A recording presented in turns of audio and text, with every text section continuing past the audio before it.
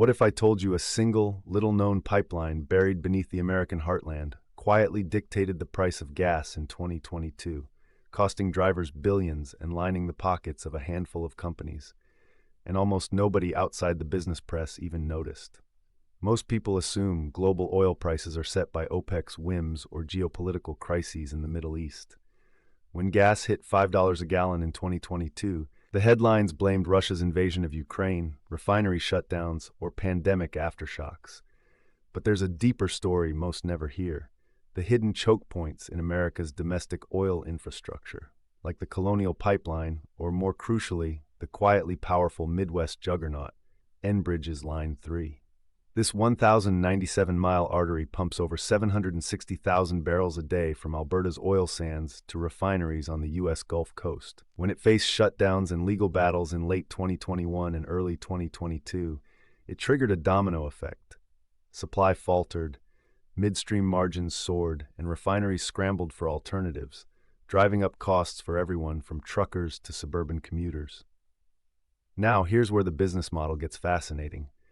Enbridge doesn't just own the pipe, it owns the toll booth. The company charges tariffs per barrel, leveraging its near-monopoly status along critical routes. In 2022, Enbridge's Liquids Pipelines division alone pulled in $6.7 billion in revenue, with operating margins north of 50%, far higher than most tech giants. Why? Because pipelines are capital-intensive to build but cheap to operate once running, and alternatives are limited. When regulatory gridlock or protests slow down a line like Line 3, throughput drops, spot market prices spike, and Enbridge can flex its pricing power.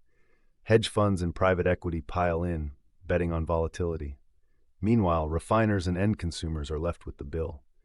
The real money mechanics come down to leverage, both physical and financial. A single bottleneck can swing hundreds of millions in profits. For every $1 increase in pipeline tariffs, Enbridge's EBITDA can jump by $250 million across its network.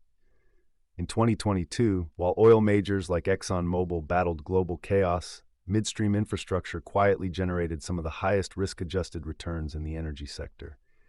It's a classic under-the-radar profit engine. Control the flow, control the market. For investors and policymakers, the lesson is clear. Follow the infrastructure, not just the headlines. In a world obsessed with data and AI, the analog networks that move molecules, not just megabytes, still call the shots. If you want to predict tomorrow's price spikes or profit from them, watch the pipelines you've never heard of.